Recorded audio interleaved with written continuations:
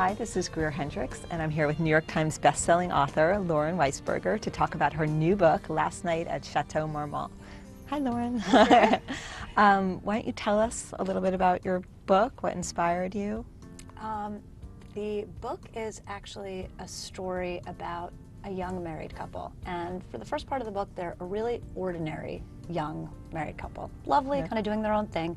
Brooke is a nutritionist, and she has aspirations of opening her own company one day, and she's actually working 2 jobs to support her husband Julian, who's sort of trying to make it in the music industry. It doesn't quite happen overnight. He's put in a lot of work and a lot of effort over the course of a number of years, but he gets a big break. He gets an appearance on Leno, and that is sort of the overnight catalyst towards superstardom, and their lives just change instantly. And with that comes sort of the positive and the negative parts of fame. You know, there's really fabulous trips and amazing parties and posh hotel rooms and all the fun stuff that goes with it, but they're also sort of left to deal with the negative side of it. Puts a strain on their marriage. It definitely, definitely puts a strain on their marriage. And it's sort of it was interesting for me to kind of explore how that happens when one person sort of launches into this totally different world, something they hadn't planned on at all. And Brooke is left to feel, trying to find this balance. She has her own life, her own job, her own family and friends, and she's trying to be supportive of her husband, and you know, how you kind of make that work. Well, it's interesting because this is really the first book that you've written where you talk about a young married couple, right? It is, yeah, it is. And aren't you a young married woman now? Coincidence? Yeah. No, it's true. It's, you know, they always say that you sort of write what you know, and that you're sort of growing up that way, but your readers are growing up with you too. They are, they are. And the tabloid magazines do play a role in the book. They're almost like a character in the book in a way. So do you read these? I mean, I read my Us Weekly. I read People.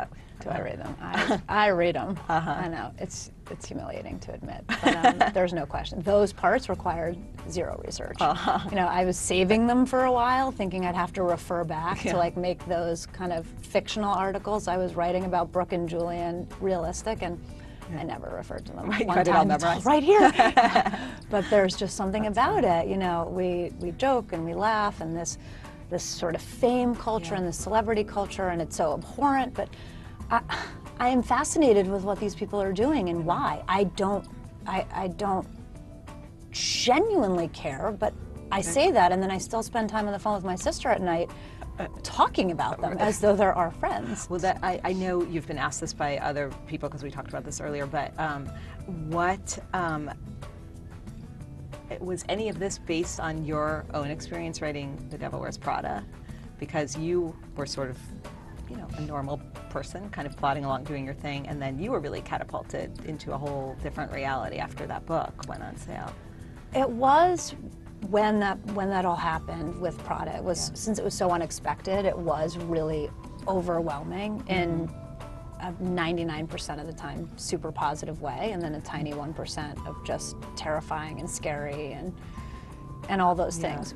But you know, so there's maybe an element of that. I think it may have sparked an interest in what it must really be like, but with Julian we're talking, you know, international superstardom. Not like I published a book a couple people read, you know, really like wild, outrageous celebrity, can't walk down the street without being harassed by throngs of screaming fans type of thing. That didn't happen to you? Oh yeah, I'm still waiting. Not quite yet. Okay, there's one adorable story I just want you to talk about, which is there are some lyrics in the book because Julian is a musician, so he writes song lyrics. So can you just tell us about the lyrics in the book? Yeah, that was something that you and I had actually talked about, and in one of the drafts you had said, you know, I think we could really see some lyrics. I think it would help to see, we know he's this musician, and I think it would really help what kind of things, he's a singer-songwriter, but like what's he writing? What are they talking about? And I thought, I don't know how to do this. I've never written music in my life. It's going to be so trite and cliched and horrible on every level. And I was telling this to my husband, and he said, well, I'll write them for you. You know, he majored in music as an undergrad. Isn't that lucky that you married someone? It was the luckiest thing ever. English and music major. Perfect. Perfect. And he said, no problem. Went into his office, came out an hour later, said, here you go. And I said, can I claim credit for these as my own? I'm emailing them to Career right now. I think these are perfect. They were so, they're so really good. good. I feel like someone should Really make a good. song. It should be a real song and record it. I do too. The book. But that was really fun, and it really helped me, and it helped the story so much. I felt like we had an idea more of who Julian was as a musician. So that was great. Well, I think that's it. Thank you, Laura. Sure. Thank you.